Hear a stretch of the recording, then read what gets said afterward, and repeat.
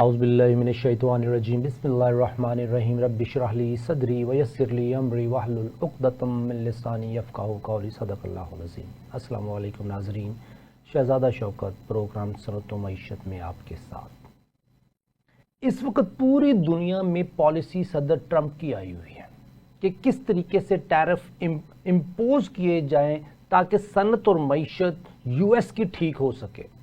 Israel की जंग अगर फ़लस्तीन से देखें तो वहाँ पे इसराइल क्या बेनिफिट ले रहा है, और दूसरी तरफ यूएस और इसराइल का रिलेशन देखें तो यूएस क्या बेनिफिट ले रहा है। लेकिन वो बेनिफिट इतना इस हद तक नहीं कि यूएस इकोनॉमी अपने आप को सर्वाइवल दे सके। यूएस इकोनॉमी 1800 में उनके ऊपर कर्ज कितना था आप देखिए हिस्ट्री में, अभी उसकी तरफ जाता हूँ मैं, और 1830 में उनके ऊपर ज़ीरो कर्ज था। लेकिन उसके बाद आज तक हर दिहाई में कर्ज बढ़ता गया। 34-35 हज़ार ट्रिलियन 34 हज़ार बिलियन की 34 ट्रिलियन कर्ज इस वक्त उनके ऊपर है। एनुअल सूद उनके ऊपर बहुत ज़्यादा है। चाइनीज़ इकॉनमी 1881 में यूएस डोमिनेट हुआ चाइनीज़ इकॉनमी पे, और 1900 और 2014-15 के करीब चाइनीज़ इकॉनमी फिर दोबारा यूएस के ऊपर जीडीपी उसकी बढ़ गई चाइना की। एक वार है, इक्तसादी जंग है, मुआशी जंग है, इंडस्ट्रियल जंग है जो इस वक्त यूएस और चाइना की है। यूएसए ने टैरिफ इंपोज किए ताकि अपनी इकोनॉमी को सर्वाइवल दे सके। उसने सूद की पेमेंट करनी है, लोन की किस्तें देनी है। एक तरफ ये है कि वो अपनी इंडस्ट्रियल रेवोल्यूशन दोबारा वापस अपने पास लाना चाह रहा है जो कि कभी यूएस के पास थी। लेकिन आज टेक्नोलॉजी देखें तो चाइना के पास है, आज ईज ऑफ डूइंग बिजनेस देखें चाइना के पास है, आज इंसेंटिव टैक्स में देखें चाइना के पास है, आज इंडस्ट्रियल सपोर्ट देखें, अगर उनको टैक्स इंटरेस्ट फ्री या लो इंटरेस्ट पे अगर कर्ज चाहिए, चाइनीज़ दोस्तों को, सिटीजन्स को China government of China support करती है इंडस्ट्री के लिए। वो चाइनीज़ फैमिली जो आज से 2 साल पहले छोटा सा नट बोल्ट बनाना शुरू करती है, 3 साल बाद वो चाइनीज़ फैमिली एक टाइकून बनी होती है, अपने आप को एक इंडस्ट्रियलिस्ट शो करती है पूरी दुनिया में, चूंकि उसको गवर्नमेंट ऑफ चाइना से पूरी की पूरी सपोर्ट मिलती है। लेकिन दूसरी तरफ यूएस में देखें, वहां पे हैवी टैक्सेस हैं। हैवी टैक्सेस के साथ अगर इंडस्ट्रियल रिफॉर्म नहीं आएंगे, इंडस्ट्री नहीं लग सकती, क्योंकि टैक्सेस ज्यादा हैं तो इंडस्ट्रियल रिफॉर्म आ ही नहीं सकते। अगर टैक्स कम करते हैं तो गवर्नमेंट ऑफ यूएस का रेवेन्यू कम होता है। इस सिचुएशन में जब टैरिफ इंपोज किए गए तो एक इन्फ्लेशन ट्रेंड बढ़ता है। इस बारे में आज हमारे साथ मेहमान हैं मंसूर आफरीदी साहब, इकोनॉमिस्ट हैं। अस्सलाम वालेकुम सर। वालेकुम सलाम सर, बहुत बहुत शुक्रिया सर। शुक्रिया अपनी जगह पे, आपके बहुत मेहरबानी, आप हमें ज्वाइन करते हैं। सर हमें ये बताएं, ये जो टैरिफ वॉर चल पड़ी है इस वक्त, इक्तसादी जंग एक शिद्दत की तरफ जा रही है जिसमें यूएस और चाइना आमने सामने खड़े हो गए हैं और पूरी दुनिया उसकी विक्टिम होगी, क्योंकि पूरी दुनिया की इकोनॉमी अगर मैनेज हो रही है, अगर हम देखें तो सबसे बड़ी इकोनॉमी जो है वो चाइना, यूएस और इंडिया, ये 3 इकोनॉमीज हैं जो मेजर इकोनॉमीज हैं पूरी दुनिया में। और जापान ऑफ कोर्स वो एक छोटा मुल्क है लेकिन इकोनॉमी उसकी भी अच्छी। अब इस सिचुएशन में जो टैरिफ वार है उसमें जो चाइना और यूएस का रिलेशन है, इसके ऊपर आप क्या कहते हैं, क्या हो रहा है यहाँ पे? एक्चुअली जो काफी लोगों को यू लगा था शुरू में ही, और उसमें ताकि ट्रंप साहब एक पॉपुलर लीडर हैं, एक पॉपुलर सेंटिमेंट रखते हैं और इनके जो इकदामात हैं वो एक पॉपुलर लीडर जैसे ही होते हैं। तो ये मतलब कोई अनकैलकुलेटेड ये मूव करेंगे, मेरा ये नहीं ख्याल। इस दफा जो ट्रंप साहब आए हैं वो डीप स्टेट और एस्टेब्लिशमेंट की, जो अमेरिकन एस्टेब्लिशमेंट है, उनकी फुली पैकिंग पे आए हैं। और अमेरिका ने ये महसूस किया है कुछ दिहाइयों में कि जो आपने जिस तरह फरमाया ना कि चाइना ने इंडस्ट्रियल जो कॉरिडोर्स बनाए, चाइना जो है मैन्युफैक्चरिंग, चाइना को दुनिया की फैक्ट्री कहा जाता है। अगर हम ये कहें कि अगर दुनिया की कोई फैक्ट्री है तो वो चाइना है, और उन्होंने सबसे बड़ा नुकसान अगर पहुंचाया है तो वो अमेरिका ही को पहुंचाया है। देखिए चाइना ने जो ग्रो किया है वो तो किससे बईद नहीं है, वो अमेरिकन इन्वेस्टमेंट्स पे ग्रो किया है, वेस्टर्न इन्वेस्टमेंट पे। यानी अमेरिकी बड़ी बड़ी कंपनियां वहां पे आ गई, पेप्सी, कोक और इन चीजों से लेके आईफोन तक, और उन्होंने वह चाइना में फैक्ट्रियां सेटअप की और वहां पे उन्होंने एक्सपोर्ट करना शुरू कर दी दुनिया भर। उसमें से चाइना को दो फायदे हुए। एक तो चाइना जो है वो उसने इन्वेस्टमेंट डाला, अपने टेक्नोलॉजी इंप्रूव की और अपने प्रोडक्ट्स निकाले। मतलब देखे ना, जब आईफोन चाइना में आया तो टेक्नोलॉजी की नो हाउ चाइनीज को हुई और उन्होंने अपने ब्रांड्स भी खड़े कर दिए उसके साथ, जिसमें हवावे है, जोमी है, जो कि बड़े बड़े ब्रांड्स हैं। और दूसरा, उन्होंने वही प्रोडक्ट सस्ते दामों अमेरिका को फरोख्त किया। अब नुकसान क्या हुआ कि अमेरिका को उनकी एक्सपोर्ट 450 से 500 अरब डॉलर पे चली गई और अमेरिका के साथ दुनिया का सबसे बड़ा डेफिसिट हो गया, कोई 250 300 अरब डॉलर। अब वो डेफिसिट जब वो इन कैश में नहीं लेते तो वो उनको ट्रेजरी बिल में जाके इन्वेस्ट करते थे चाइनीज, और वो ट्रेजरी बिल लेते थे और उससे उनकी अमेरिकन डेट फाइनेंसिंग। अब ये जो अमेरिकन मॉडल था ये वर्केबल नहीं था कि आप कितने अरसे तक डेफिसिट चलाएंगे, क्योंकि आपने फिर उस पर इंटरेस्ट भी देना है, लोन भी देना है चाइनीज गवर्नमेंट को। तो ट्रंप साहब ने ये किया कि उन्होंने सारी दुनिया पे टैरिफ लगा दिया। अगर आपने देखे सारी दुनिया पे टैरिफ, लेकिन उन्होंने कैलकुलेटेडली जानबूझ के चाइना पे ज्यादा लगाया 55%, ताकि चाइनीज को इंस्टिगेट कर सके। इंस्टिगेट मतलब उनको ये कह सके कि भाई हमने सारी दुनिया पे तो कम लगाया, आप पे हमने ज्यादा लगाया। उस ट्रैप में मेरी ये अपनी अंडरस्टैंडिंग है कि इस ट्रैप में चाइनीज खुद आ गए। यानी जो ट्रंप साहब ने ट्रैप बिछाया चाइनीज को इंस्टिगेट करने के, उसी ट्रैप में जाके फंस गए चाइनीज और उन्होंने रेसिप्रोकल ट्रेड लगाया। यानी सारी दुनिया पे उन्होंने 25%, 26, हम पे 29% लगाया, वियतनाम पे भी 40-46% लगाया, बांग्लादेश 36, लेकिन चाइना पे उन्होंने 55% लगाया। अब जब ये 55% लगा, क्योंकि वो 20% ऑलरेडी चाइना पे लगा चुके हैं महीना पहले ट्रंप, तो उस पे चाइना ने रिएक्ट किया। तो चाइना ने 84% लगाया उस पे रिएक्शन में। उसको जवाब देने के फिर ट्रंप साहब ने 124% कर दिया, और जब फिर चाइना गया 124% पे तो अमेरिका ने उसको 145% गया, और बाकी दुनिया को ट्रंप ने एग्जेम्प्ट कर दिया। मतलब एग्जेम्प्ट का मतलब है कि 90 दिन तक उनको एग्जेम्प्ट कर दिया मुकम्मल तौर पे, कि वहां पे उनको बाकी ममालिक पे टैरिफ नहीं लगे। अब इसका क्या स्ट्रेटेजी, अगर आप इसको समझें, स्ट्रेटेजी ये थी कि चाइना के खिलाफ ये सारा ट्रेड वार शुरू करना था, सारी दुनिया के खिलाफ नहीं करना था।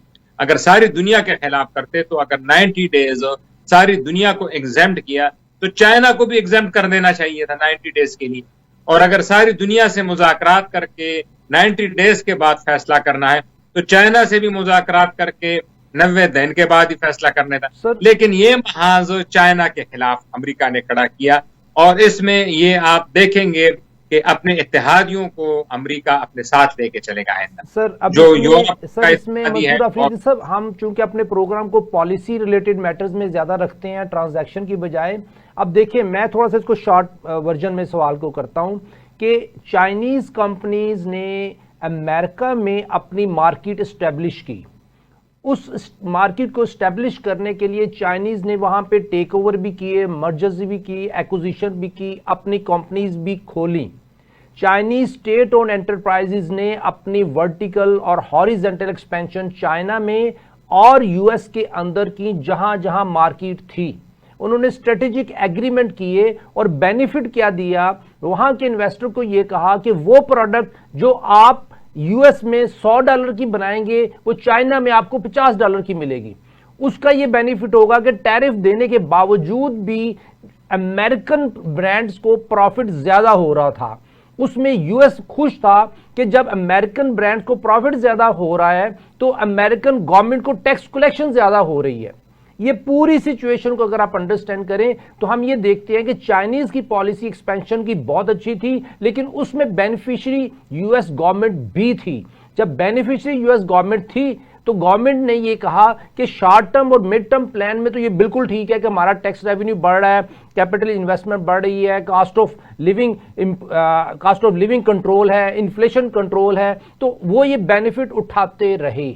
ये पॉलिसी में चाइना के लिए भी विन विन था, यूएस के लिए भी विन विन था। लेकिन अगर हम देखें उस पूरे सिनेरियो में कि लेकिन गवर्नमेंट ऑफ चाइना का जो डेट, जो टी बिल्स और बाकी जो पब्लिक डेट बढ़ता रहा, उसकी वजह से आज एक प्रेशर आ गया कि सारी की सारी मेजर इंडस्ट्री चाइना में है, लेकिन गवर्नमेंट ऑफ यूएस को इस वक्त प्रॉब्लम यह है कि हम उस लेवल की इकोनॉमी जो ग्रोथ हम चाह रहे हैं वो अचीव नहीं कर पा रहे, और अगले 10 सालों में चाइना हम पे बहुत ज्यादा हैवी हो जाएगा। 2014-15 के बाद से डॉलर को थोड़ा सा सुकून तो मिलता है, लेकिन गवर्नमेंट ऑफ चाइना की पॉलिसीज इंतहाई एग्रेसिव और इंतहाई कंट्रोल्ड है, जिसकी वजह से पूरी दुनिया का मैन्युफैक्चरिंग सेटअप इस वक्त चाइना में लगा हुआ है। इस कॉन्टेक्स्ट में आप बताएं कि यूएस की जो पॉलिसी पहले ठीक थी या अब ठीक है, इसमें बेनिफिशियरी यूएस ज्यादा होगा अब फ्यूचर में या चाइना ज्यादा होगा? इस इक्तिसादी वॉर में, इस इक्तिसादी मुआशी जंग में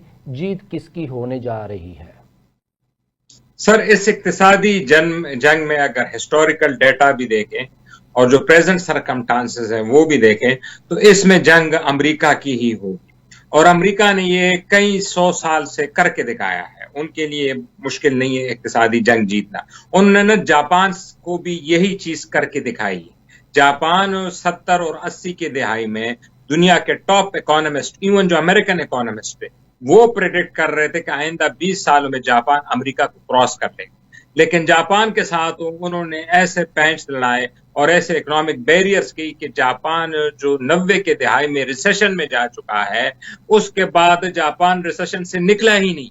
और जो टी बिल्स की इन्वेस्टमेंट है वो सबसे ज्यादा जापान की है अमेरिका के टी बिल्स में। चाइना सेकंड नंबर पे है, लेकिन उसके बावजूद जापान ने वो ग्रो नहीं किया जो उनको करना चाहिए था, और आप उसको दुनिया की नंबर 1 इकोनॉमी होनी चाहिए थी। अगर वो 30 साल से वही ग्रोथ उसकी होती जो पिछले 30-40 साल से 60 की दहाई से उसने की थी। इसकी वजह यह है कि जो अमेरिका के जो थिंक टैंक है, जो अमेरिकन जो इकोनॉमिस्ट हैं या जो अमेरिकन स्ट्रेटेजिस्ट हैं, वो इन लाइन्स पे उन्होंने चाइना के खिलाफ एक तो जो हमने फाइनेंशियल एस्पेक्ट इसका डिस्कस किया, जो टैरिफ है, जो टी बिल्स है, जो अमेरिका को फायदा होगा। दूसरा इसका स्ट्रेटेजिक था। आप देखेंगे कि 2015-16 के बाद अमेरिका में चाइना के खिलाफ एक नई मनसूबाबंदी के लिए तेजी आई है। और वो क्यों तेजी आई है? वो तेजी इसलिए आई है कि 2014 में जो चाइना ने BRI का जो लॉन्च किया है, जिसमें पाकिस्तान का CPEC है, उसके तनाजुर में तेजी आई है। अमेरिका कभी भी नहीं चाहेगा, वो कहेगा कि आप तरक्की करें, आप साउथ कोरिया जैसी तरक्की करें, आप जापान जैसी तरक्की करें, आप ताइवान जैसी तरक्की करें, लेकिन आप सोवियत यूनियन ना बने। सोवियत यूनियन भी बहुत बड़ी ताकत थी ना, लेकिन उसका मसला क्या था? उसका अमेरिका के साथ मसला एक्सपेंशनरी पॉलिसी, यानी 16 रियासतों पे उन्होंने कब्जे किए, अमेरिकन डोमिनेशन को चैलेंज किया। तो फिर जब रेगन साहब आए तो उसका तोड़ उन्होंने पेश किया और 16 हिस्सों में वो मुल्क तकसीम हो गया। जो अमेरिकन थिंक टैंक है, जो कि जूइश थिंक टैंक है, जो कि फर्स्ट वर्ल्ड वॉर से ही वहां पे काबिज हैं, जो बड़ी बड़ी कंपनियां हैं जो कि दुनिया का निजाम चला रही हैं, उनकी जो सोच है वो कहते हैं आप तरक्की करें। चाइना की तरक्की से, जिस तरह आपने बहुत बेहतरीन एक्सप्लेन किया, बड़े ही नाजरीन के लिए आपने एक समरी दे दी कि विन विन सिचुएशन थी। विन विन सिचुएशन पे तो अमेरिकी खुश हैं, लेकिन अगर आप अमेरिकन डोमिनेशन चैलेंज करेंगे, आप BRI बनाएंगे, आप जाएंगे अफ्रीका में जाके इन्वेस्टमेंट्स करेंगे, वहां पे रेलवे बनाएंगे और अमेरिकन जो इंपीरियलिज्म है उसको चैलेंज करेंगे, तो फिर अमेरिका मैदान में आएगा। और आप देखें ये जो चीज हुई है ये 2015 से स्टार्ट हुई है। 2016 में ट्रंप की पहली हुकूमत आती है, एंटी चाइनीज पॉलिसी बनते हैं, उनके फॉरेन मिनिस्टर, उनकी सारी चीजें एंटी। और आप देखें कि 2016 के बाद जो चाइना की GDP है वो कोई हैरानगी तौर पे नीचे आई है, मतलब एक मौजूदी तौर पे नीचे आई। वो मुल्क हो जो पिछले 30 साल 8 से 9% पे ग्रोथ कर रहा था, उसकी GDP 2016-17 जब ट्रंप ने ये टैरिफ इंट्रोड्यूस किए वो 4% पे आ गई है, यानी आधे से भी रह गई है। और अब वो जो दुनिया की तेज तरीन इकोनॉमी है वो हिंदुस्तान बन गया। वो इसलिए बन गया कि चाइनीज की इकोनॉमी नीचे आई है, और जब ये टैरिफ और लगेंगे उनके एक्सपोर्ट पे, क्योंकि चाइना की खुशकिस्मती कह लें या बदकिस्मती कह लें, चाइना का जो इकोनॉमिक मॉडल है वो एक्सपोर्ट लेड है और वो हाईली डिपेंडेंट अमेरिका पे है। और जब वहां पे कदगन लगेगी तो जो इकोनॉमिक मॉडल है, GDP ग्रोथ है, सबसे ज्यादा हिट उसको पड़ेगी। और जब जीडीपी नीचे आएगी तो जाहिर है वहां पे फिर एक सर जॉब आफरीदी लॉसेस। साहब, आपने बिल्कुल बात की, इसको मैं कंप्लीट कर देता हूं। जो ग्रोथ है वो डेफिनेटली इनकी थोड़ी कम हुई है, लेकिन क्वांटम जो जीडीपी का है वो बढ़ा है 2015 के बाद। फर्स्ट टाइम 1881 के बाद 2013, 14, 15 में एक रिपोर्ट है मेरे पास, मैंने खुद पढ़ी है कि चाइनीज जीडीपी बढ़ गया। वो जीडीपी की कई किस्म के करंट, कांस्टेंट और उसके हैं टेक्निकल पैरामीटर्स। बहरहाल एक तो ये बात होगी कि परसेंटेज तो कम हुई लेकिन क्वांटम बढ़ा, अमेरिका से भी क्वांटम बढ़ा। आप दूसरी बात आपने बिल्कुल ठीक की कि यूएस अपनी मुआशी जंग में जहां उसको खतरा है कि उनकी जो बेस है उसको कोई हिट करने वाला है तो वो चूकते नहीं है। चाहे वो 1954 में PL 480 पॉलिसी थी, चाहे वो ये अब टैरिफ पॉलिसी है, उनको अपनी मुआशी और इक्तिसादी मुस्तहकम करने के लिए हर वो काम करेंगे जिसमें कि उनका बेनिफिट है। उनको कोई गरज नहीं, दुनिया में जंग है, दुनिया में इफलास है, दुनिया में भूख है, नंग है, दे डोंट केयर। लेकिन what they care about is one thing कि उनकी इकोनॉमिक डोमिनेंस पूरी दुनिया में कोई चैलेंज ना करे, कोई इसको चैलेंज किया, कोई उसकी तरफ देखे भी ना। आपने बात बिल्कुल ठीक की। इसी तरह की मैं बात करने लगा हूं कि 1800 में हाँ, दूसरा जो आपका था कि जी यूएस अपनी डोमिनेंस कायम रखेगा और वही जीतेगा। अब इस सवाल को आपने प्रूव करना है कि आपने ये बात की तो क्यों की, क्या वजह है कि चाइना नहीं जीतेगा, यूएस जीतेगा? उसमें क्या कोई पाकिस्तान का रोल है यूएस को जिताने में? नहीं, इसमें पाकिस्तान तो खैर छोटा मुल्क है, ये लड़ाई बड़े मुल्कों की है, तो बड़े ममालिक ही इसमें रोल अदा करेंगे। अब ये जीतेगा कैसे अमेरिका? देखिए, अमेरिका ने जितनी भी सुपर पावर या बड़ी ताकतों को चित किया है वो उनकी लॉन्ग टर्म स्ट्रेटेजी है। हम उठा लेते हैं चाइना की मिसाल। अभी चाइना का जो मैंने आपको बताया ना कि अब आपने जो जीडीपी का जिक्र किया, वो बेशक जीडीपी बड़ी है, लेकिन ग्रोथ रेट से चाइना को नुकसान ये हुआ है कि जो हम कह रहे थे कि 2030 में चाइना अमेरिका को क्रॉस करेगा, वो अब जो कैलकुलेशन आ रही है तो कम से कम आप और मेरी जिंदगी में चाइना अमेरिका को क्रॉस नहीं करेगा, क्योंकि अमेरिका जो है 600 से 700 अरब डॉलर अपनी इकोनॉमी फेंक रहा है और चाइना जो है वो 200 से 300 अरब डॉलर 4%। अगर वो 9% पे ग्रोथ करता तो फिर जाके 1 ट्रिलियन की जाके वो जीडीपी में ऐड करता और फिर जाके 4-5 साल में अमेरिका क्रॉस करता। लेकिन अब वो क्रॉस नहीं कर सकता, कम से कम 60-70 साल में। ये ग्रोथ को कम करने की अमेरिकन जो ऑब्जेक्टिव्स है, ये उनका कमाल है, ये उनकी आउटपुट है। अब जो दूसरा आपने कहा कि जो अमेरिका चाइना जो है ना, अमेरिका अगर अमेरिका है ना तो वो अपनी इंफॉर्मेशन टेक्नोलॉजी, अपनी सॉफ्ट पावर, अपने डिफेंस, इन चीजों से। चाइना अगर चाइना है तो वो अपनी मैन्युफैक्चरिंग बेस पे है, ये तो हर कोई मानता है, और उनकी एक्सपोर्ट है दुनिया भर। अब चाइना के पास 400 से 500 अरब डॉलर की जो यूएस बहुत बड़ी मार्केट है, इसको वो अफोर्ड नहीं कर सकता। अगर वो बढ़ेंगे तो अगर वो 300 से 400 अरब डॉलर लूज करेगा मार्केट, तो दुनिया में कोई ऐसा मुल्क नहीं है चाइना के पास कि वो 400 अरब डॉलर सामान उससे खरीदे। पाकिस्तान तो देखे ना, पाकिस्तान की तो टोटल इंपोर्ट ही 50 अरब डॉलर है, तो वो कहां से चाइना? इसमें अफरीदी साहब लॉटरी निकलती है ना। अब चाइना तो नहीं कर सकता, चाइनीज इन्वेस्टमेंट पाकिस्तान में आएगी, बांग्लादेश में जाएगी, कहीं और मुल्कों में जाएगी, तो चाइनीज इन्वेस्टमेंट दूसरे मुल्कों में जाके एक्सपोर्ट करेगी तो टैरिफ को हम बाईपास कर जाएंगे। That is called avoiding the tariff. अगर पाकिस्तानी वही प्रोडक्ट एक्सपोर्ट कर रहा है तो हमें, हमारी तो लॉटरी लगी मेरा ख्याल है इस टैरिफ में।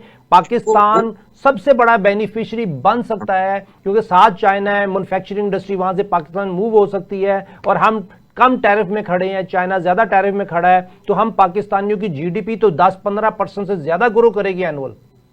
वो बात आपकी सही है, लेकिन American are very smart people.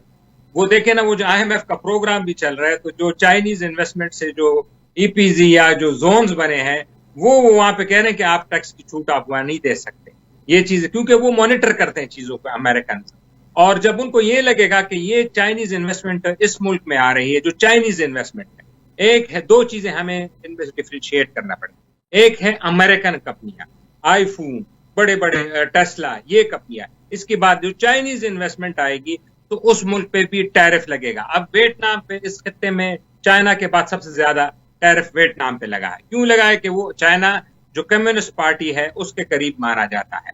अब सबसे कम जो टैरिफ लगा है इस खत्ते में वो हिंदुस्तान पे लगा है। हिंदुस्तान पे क्यों 26% लगाए? क्योंकि मंसूर अमेरिकन अफरीदी को ये साहब, पता है कि हिंदुस्तान की भी लॉटरी निकलनी, लेकिन पाकिस्तान की लॉटरी ज्यादा निकलेगी। एक ब्रेक का वक्त होता है, ब्रेक के बाद दोबारा बात करते हैं नाजरीन आपसे।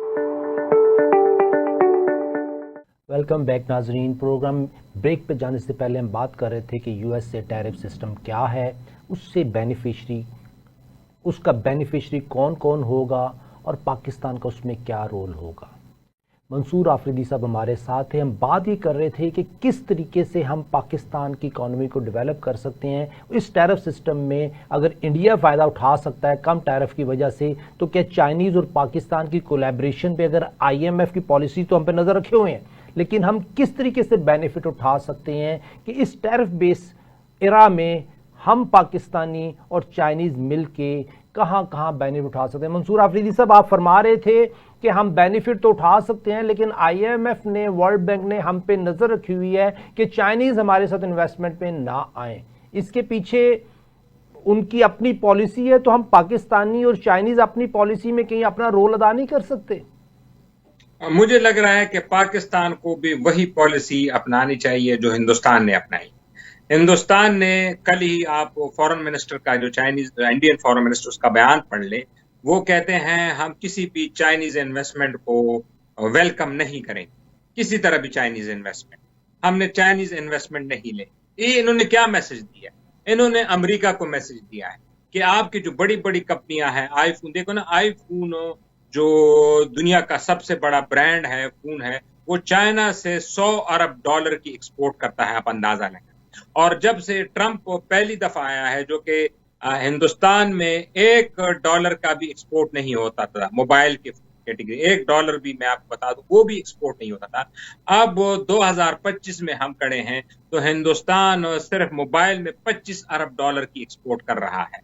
और आईफोन ने कहा है कि इस साल के आखिर तक दुनिया की प्रोडक्शन, जो आईफोन जो चाइना में हो रही है, हम दुनिया की प्रोडक्शन 30 से 40% हिंदुस्तान में लाएंगे और 3-4 साल में हम 80% पे। तो हमें अमेरिकन जो कंपनियां हैं उनको देखनी चाहिए। अगर हम चाइनीज इन्वेस्टमेंट पे गए और अमेरिकन को पता चल गया, तो देखे ना, हम पे तो 29% है ना, ये 29% बांग्लादेश की तरह 36% भी हो सकता है, ये 46% भी हो सकता है।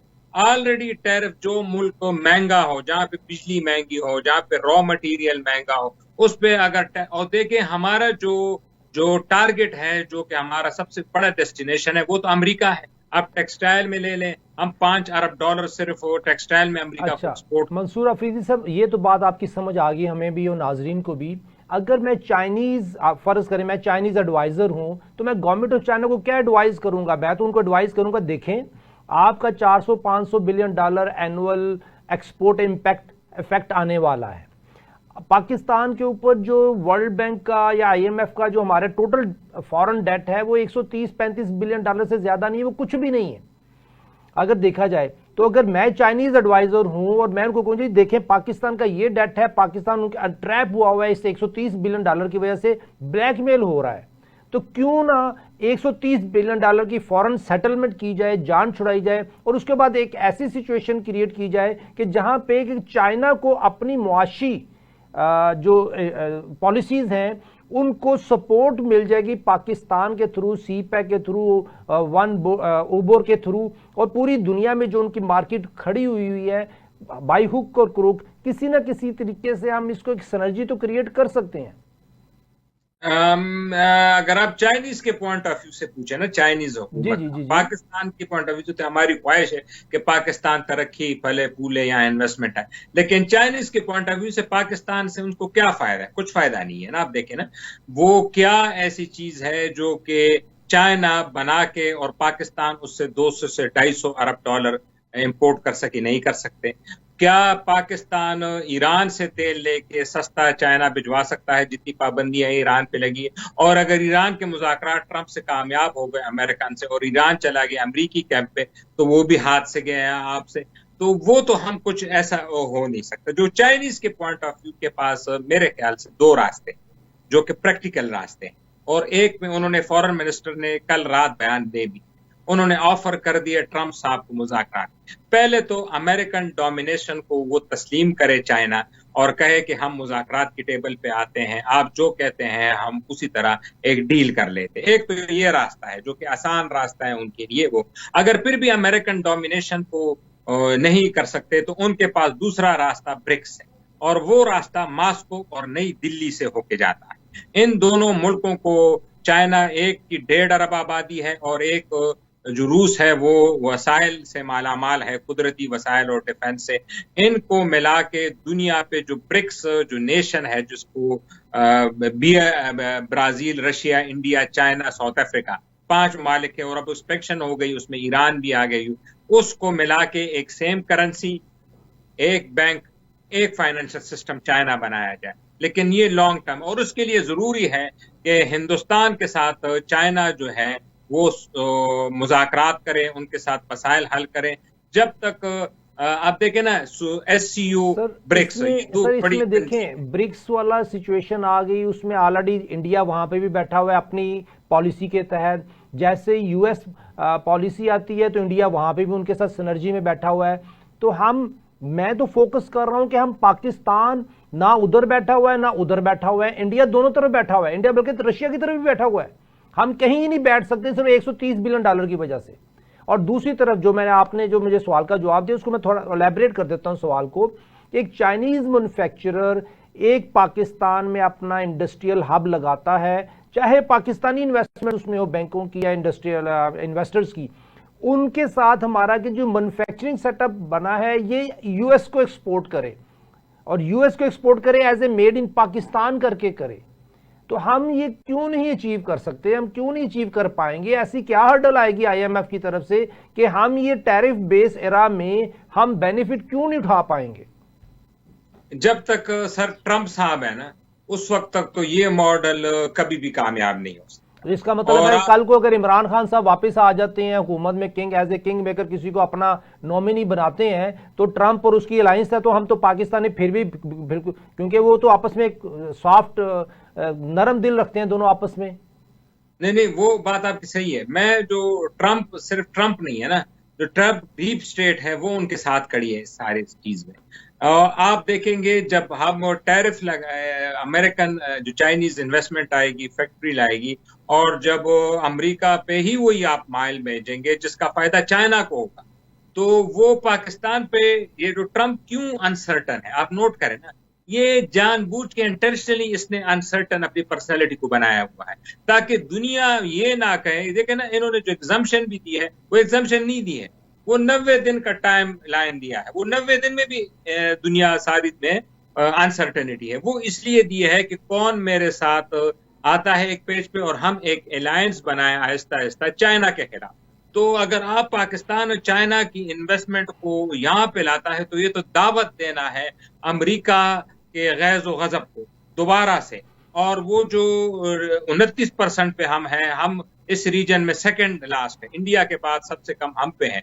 तो ट्रंप को इसको 46% पे ले जाना है, उसके लिए तो कोई मसला नहीं है ना। वो तो एक दिन आएगा टीवी पे खड़ा प्रेस कॉन्फ्रेंस ट्वीट कर देगा कि पाकिस्तान पे 46% हो गया। तो ये हमें बड़ा तरीके से, इस बहुत नाजुक दौर है, इसको बड़े तरीके से देखना। हमें अमेरिका गैज़ो गज़ब जो हम क्यों बच गए, या ये जो 90 ममालिक क्यों बचे हैं सारे, आप देखें ना, ये इसलिए बच गए कि सिंगापुर के प्राइम मिनिस्टर ने प्रेस कॉन्फ्रेंस की, कोरिया के प्रेसिडेंट ने प्रेस कॉन्फ्रेंस की, सारे जो स्टेट थे और हमारी फॉरेन मिनिस्ट्री, इंडियन फॉरेन में जितने भी ममालिक हैं, सब ने कहा हम जो जवाब नहीं देंगे ट्रंप। वो इसलिए बच गए क्योंकि आपने अमेरिका के गैज़ो गज़ब को जवाब नहीं दिया।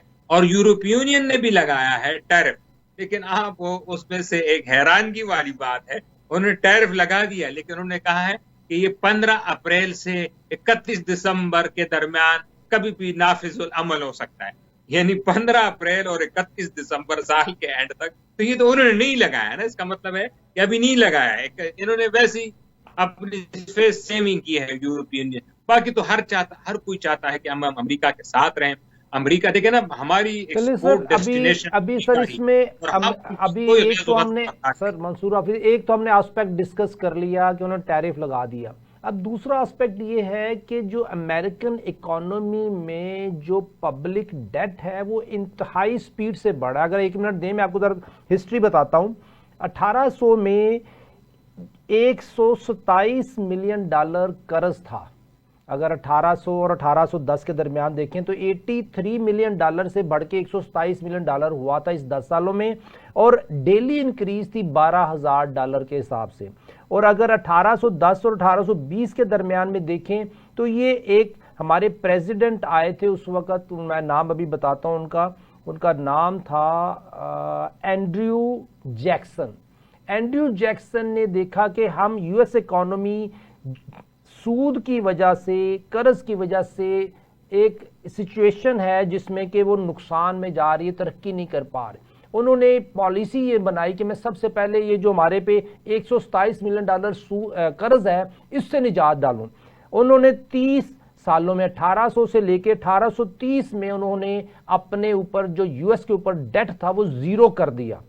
हर साल उन्होंने एक साल 10,000 के हिसाब से डेली वापस किया और उसके बाद 24,000 डॉलर पर डे के हिसाब से वापस किया। लेकिन फिर अमेरिकन इकोनॉमी में प्रेशर आया कि जी हमने सूद वापस कर दे, लेकिन इंफ्रास्ट्रक्चर हमारा तैयार नहीं है, इंफ्रास्ट्रक्चर अप टू मार्क नहीं है, आवाम बढ़ रही है, पब्लिक ग्रोथ है, पॉपुलेशन बढ़ रही है, तो उन्होंने कर्ज लेने शुरू कर दिए। उस दिन से लेके कर्ज हर दहाई में कर्ज एवरेज बेसिस पे बढ़ता रहा। अगर मैं 1970 से लेके आज तक की बात करूं, 1940 में 260 बिलियन डॉलर था, 1950 में 275 बिलियन डॉलर था, 1970 में 908 बिलियन डॉलर था, और 1980 में 2.6 बिलियन डॉलर हुआ, 1990 में 5.6 बिलियन डॉलर हुआ, और 2000 में 10 ट्रिलियन 10,000 बिलियन हुआ, और 2010 में 22 ट्रिलियन यानी कि 22,000 बिलियन हुआ, और 2020 में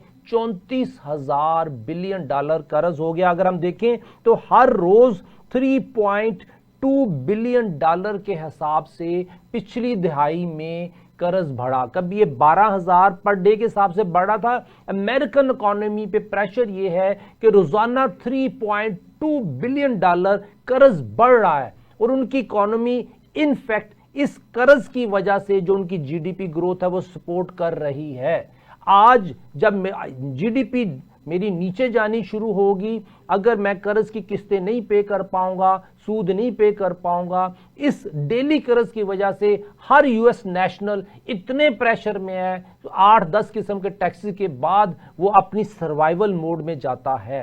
सर आप मुझे ये बताएं, मेरा सवाल ये है कि जब एक यूएस इकोनॉमी के ऊपर 34,000 बिलियन डॉलर का कर्ज है और हर रोज 3.2 बिलियन डॉलर इंक्रीज हो रहा है पब्लिक डेट, तो इस सिचुएशन में जो टैरिफ बेस एरा इंपोज कर रहा है ट्रंप, उसके पास इसके अलावा या तो वो जंग लगाए पूरी दुनिया में, जो पहले इधर रशिया में यूक्रेन में जंग हो रही है, अब इसराइल और फलस्तीन, तो वो तो अपन चाह रहा है कि दुनिया में जंगें लगे ताकि डिफेंस सिस्टम जब वो सेल करता है तो उसकी रेवेन्यू बहुत बढ़ जाता है, या दूसरा ये टैरिफ बेस आ गया। इस पूरे सिनेरियो में, इस कॉन्टेक्स्ट में जो सूदी इकोनॉमी है उसके ऊपर आप क्या कहते हैं सर?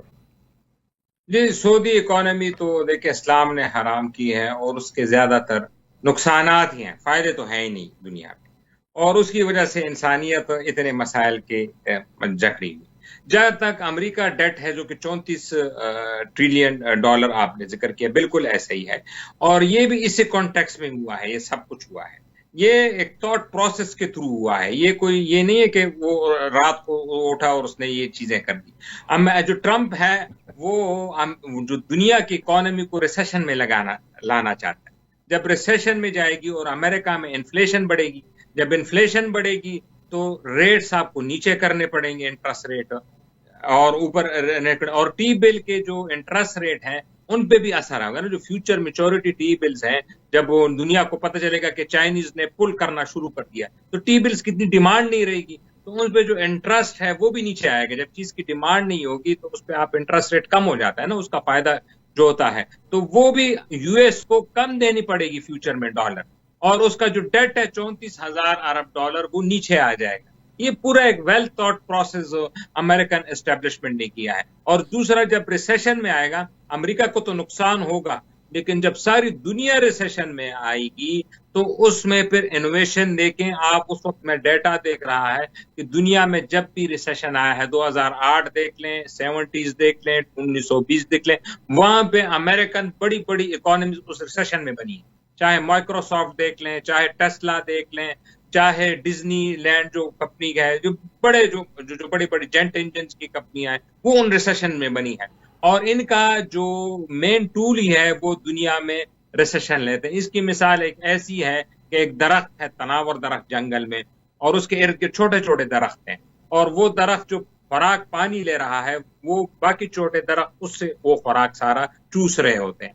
तो अमेरिका ने ये किया कि अपने जो जड़ें हैं, ऊपर जो उसके जो शाखें हैं, वो काट दिए। उसको तो नुकसान हुआ, लेकिन जो छोटे दरख्त हैं उनको बिल्कुल खत्म कर दिया।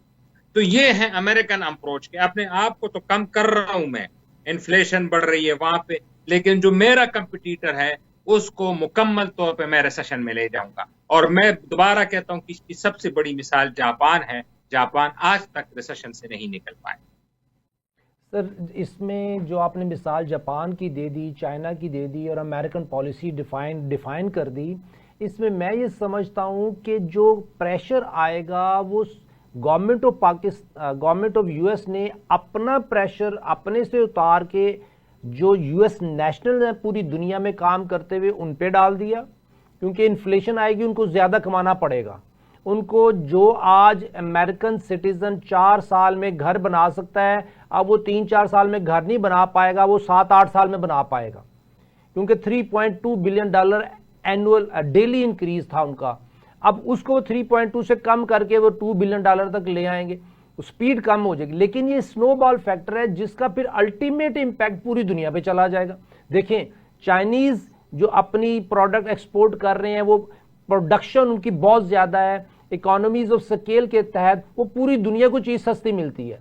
लेकिन जब उनकी सेल कम हो जाएगी तो इकोनॉमीज ऑफ स्केल को अचीव नहीं कर पाएंगे, तो वो उनको अपनी कॉस्ट को पूरी दुनिया पे फेंकना है। तो इसका मतलब ये है कि मैं पाकिस्तानी भी इस टैरिफ की वजह से गवर्नमेंट ऑफ चाइना को ज्यादा पे करूंगा, क्योंकि और कोई मैन्युफैक्चरर है नहीं।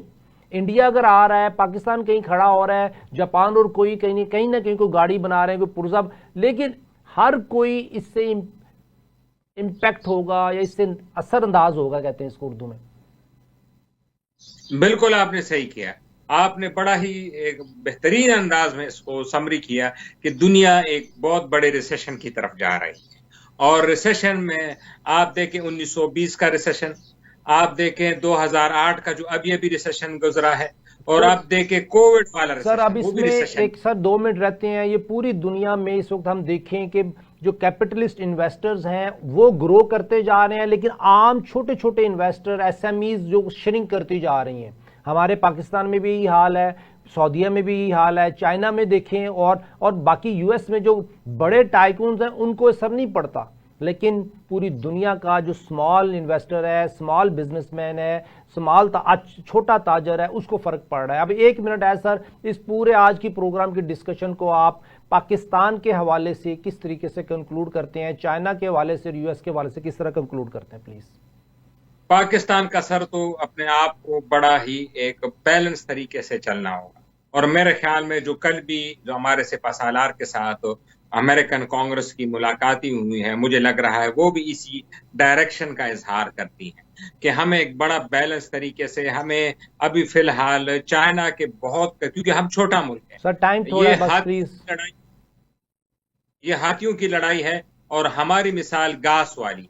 तो आप देखें कि हाथी के लड़ाई में जो घास है, जो ग्रास है, वो ही जाके कुचली जाती है। तो हमें बड़े एहतियात तरीके से जाना चाहिए। चाइना को भी इतना नाराज नहीं करना चाहिए, लेकिन जो अमेरिका है जिस पे हमारी बहुत डिपेंडेंसी है, और अब ये देखें ना, यूरोप यूनियन को हम कहते हैं कि वो अमेरिका से अलग थलग है नेटो में, लेकिन ऐसा बिल्कुल नहीं है। आप देखें परसों जो नेटो का चीफ है वो जापान गया है, और नेटो का चीफ मतलब है यूरोप यूनियन और अमेरिका दोनों, वो उनके अप्रूवल के बगैर किसी एक भी अगर वीटो कर दे तो वो नहीं जा सकता। जी, बिल्कुल। वो गया है जापान, और जापान से प्राइम मिनिस्टर से मिला है, और वहां पे ज्वाइंट स्टेटमेंट्स दोनों मुल्कों की आई है कि हम इंडो पैसिफिक में चाइना के खिलाफ एक बहुत बड़ा महाज बनने वाला। और जापान ने कहा है कि आप हमें नेटो में शामिल करें, बहुत एशियन शुक्रिया, नेटो। बहुत शुक्रिया मंसूर आफरीदी साहब, आपने हमें आज ज्वाइन किया। Thank you very much Indeed. नाजरीन, हम पाकिस्तान हैं, प्रो पाकिस्तान हैं, हमने देखना है कि पाकिस्तान का फ़ायदा कहाँ पे है। सिनर्जी ऐसी हो, बैलेंस अप्रोच ऐसी हो कि हमने कि चाइना से बेनिफिट लेना है और चाइना को विन विन सिचुएशन में कोई बेनिफिट देना है, वेलकम। यूएस के साथ अगर हमने बनानी है, चीज़ों को मैनेज करना है, तो हमने बैलेंस अप्रोच पे चलना है, वेलकम। लेकिन जो फ़लस्तीन में हो रहा है, that is not welcome at all. आज के प्रोग्राम का वक्त ख़त्म होता है। नाज़रीन, इजाज़त दीजिए, अल्लाह हाफ़िज़।